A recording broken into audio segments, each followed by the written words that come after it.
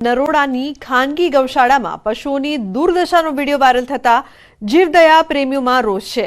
News 18 ગુજરાતીએ ગૌશાળા પહોંચીને તપાસ કરતા ચોંકાવનારા દ્રશ્યો સામે આવ્યા।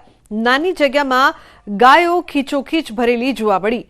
વિરાટ પાંજરાપોળ ગૌસેવા ટ્રસ્ટ આ ગૌશાળા ચલાવી રહ્યો છે। ગૌશાળાના ટ્રસ્ટી વિરલ દેસાઈએ વાયરલ વિડીયોને લઈને સવાલ કરતા તેમણે વિડીયોને ખોટી રીતે રજૂ કરાયો હોવાનો દાવો કર્યો। સાથે જ કેપેસિટી કરતા વધુ પશુઓ હોવાનો પણ સ્વીકાર કર્યો।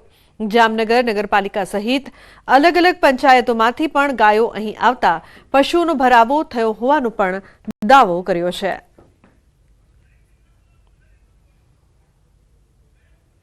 ખાસ કરીને આ જે ટ્રસ્ટ ચલાવતા અને આ જેમની ગૌશાળા છે તે વિરલભાઈ દેસાઈ છે, તેમની સાથે વાત કરીશું। વિરલભાઈ, આ પ્રકારનો જે વિડીયો વાયરલ થયો છે, ખાસ કરીને બીમાર ગાયો છે તેવો વિડીયો વાયરલ થયો છે, કેપેસિટી કરતાં વધારે ગાયો ભરી છે, શું છે આખો એ મામલો? હા, હવે મેમ એમાં એવું છે કે જે અત્યારે ગુજરાતની અંદર જ્યારે હું વિરાટ પાંજરાપોળ ટ્રસ્ટીના ઓનર છું। હવે બીજી વસ્તુ એ કહેવા માગું છું કે અહીંયા આગળ જ્યારે નરોડા ગૌશાળા જે ત્યારે કાલે વિડીયોનો જે બનાવ બન્યો છે આપણે 27/1/2025ના રોજ, એ તદ્દન વિડીયો બનાવ્યો છે નો ડાઉટ, પણ એને એક થોડો ગેરવર્તનમાં જાય એ રીતનો બનાવ્યો છે।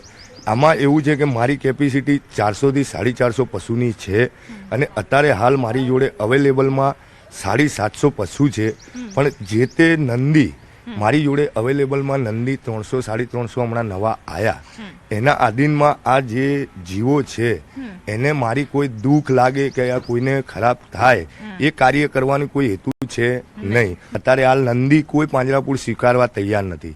આ મોટો પ્રશ્ન ગુજરાતમાં તો છે જ, અને અત્યારે હાલ હું નંદી સ્વીકાર્યા છે અને મારી જોડે અત્યારે અવેલેબલ જે બી જાનવર છે બધા હેલ્ધી છે, સારા છે। અત્યારે વેરા પાંજરાપોળમાં વાત થઈ છે, એમાં કાલે એ લોકોએ કીધું કે આપણા 100 પશુ સ્વીકારી લેશે, એ રીતની આપણે અત્યારે વાત બી થઈ ગઈ, એમના ટ્રસ્ટી જોડે બી વાત થઈ છે। એટલે કાલથી આપણે અહીંયાથી પશુને શિફ્ટિંગ કરાવવાના છીએ। આપણી કામગીરી એ રીતની છે કે ગાય ઢોર જાનવર કોઈ બી દુઃખી ના થાય। ગાયો મૃત્યુ પામી છે અત્યાર સુધીમાં ટોટલમાં બેન આમાં શું છે કે 600-650 પશુ હોય તો 1-2 પશુ મૃત્યુ થતા હોય છે એવરી ડેમાં। એમાં શું છે કે 1-2 પશુ મૃત્યુ થવાના જ છે। હવે આરોપ તો એવો પણ લાગ્યો છે કે તેમને બરાબર નથી મળ્યું, ખોરાક નથી મળ્યો, એને કારણે ક્યાંક ને ક્યાંક મૃત્યુ પામ્યું। રોજનું મેમ ઓછામાં ઓછું 50,000નું ઘાસ આવે છે। ઘાસવાળા ભાઈ બી ઊભા છે, એમને પોતાને બી તમે પૂછી શકો છો, ઇન્ટરવ્યૂ એનું બી લઈ શકો છો। રોજે રોજ પર ડે 50,000નું ઘાસ આવે છે। પાટણના સિદ્ધપુર જીઆઈડીસીમાં શંકાસ્પદ તેલની ફેક્ટરી ઝડપાઈ છે। જીઆઈડીસીમાં metro oil and food insta નામની ફેક્ટરીમાં લાખો રૂપિયાનો શંકાસ્પદ તેલનો જથ્થો ઝડપાયો। પાટણ એસઓજી પોલીસે ફૂડ એન્ડ ડ્રગ્સ વિભાગને સાથે રાખી રેડ કરી હતી, જેમાં 1 લીટરથી 15 લીટરના પેકિંગ તેમજ અલગ અલગ ટાંકામાંથી આશરે 10,000 લીટરથી વધુ શંકાસ્પદ તેલનો જથ્થો ઝડપાયો છે। શંકાસ્પદ તેલના સેમ્પલ લઈને તપાસ માટે મોકલાયા છે। પોલીસે 20 લાખથી વધુનો મુદ્દામાલ કબજે કર્યો છે।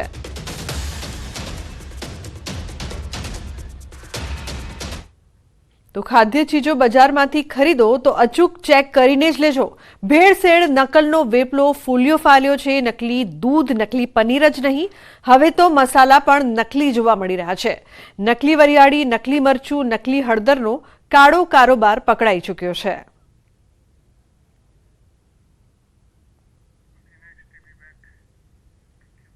તો વડોદરા શહેરમાં માથાભારે તત્વોનો આતંક જોવા મળી રહ્યો છે। મકરપુરા પોલીસ સ્ટેશન હદ વિસ્તારમાં વેપારી પર હુમલાનો પ્રયાસ થયો। જેલમાંથી છૂટેલા મજિંદરસિંહ રાય નામના વ્યક્તિએ હુમલાનો પ્રયાસ કર્યો। વેપારીએ પૈસા માંગતા યુવક અકળાયો, તલવારથી હુમલાનો કર્યો પ્રયાસ। હુમલાની ઘટનાના સીસીટીવી પણ સામે આવ્યા છે।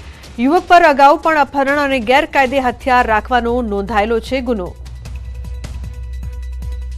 તો શું અસામાજિક તત્વોને પોલીસનો કોઈ પણ જાતનો ભય નથી, તે મોટો સવાલ અહીં ઉપસ્થિત થઈ રહ્યો છે।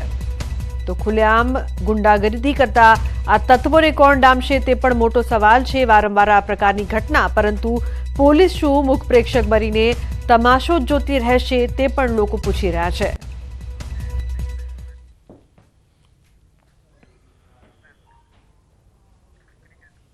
સમાચારમાં આગળ વાત કરીશું રાજકોટમાં ક્રિકેટ મેચ।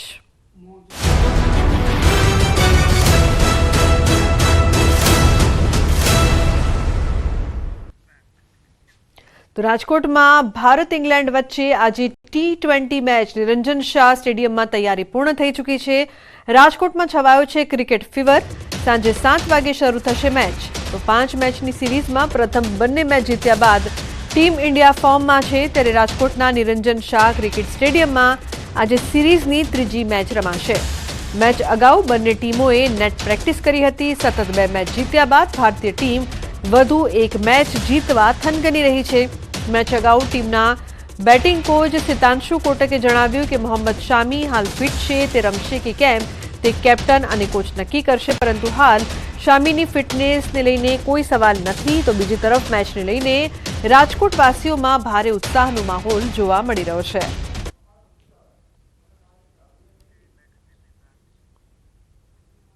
તો ભારત ઇંગ્લેન્ડ વચ્ચેની T20 મેચને લઈને ક્રિકેટ ચાહકોમાં ભારે ઉત્સાહ છે, પરંતુ અહીં વાત છે અનોખી. બેટ્સમેને મેદાનમાં ફટકારેલા શોટ્સને કચકડાના કેમેરામાં કંડારીને આપણા સુધી જે ભાઈ પહોંચાડે છે, એની સાથે જ આજે ન્યૂઝ18 ગુજરાતીનો ભેટો થઈ ગયો. કઈ રીતે ક્રિકેટ મેચ લાઈવ ટીવી પર દેખાય છે અને કેટલા કેમેરા, કેટલા લોકો કામે લાગે છે, આ આંકડા જાણ્યા તો આંખો પહોળી થઈ ગઈ.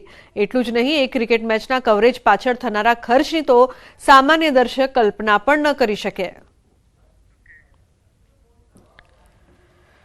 इसमें स्पाइडर कैम है, टॉप एंगल के कितना भी आप शॉट देख रहे हैं स्पाइडर कैम से होता है, और बग्गी कैमरा होता है. आप नीचे से ट्रोल राउंड टाइप से चलते रहते हैं, वो बग्गी कैमरा है.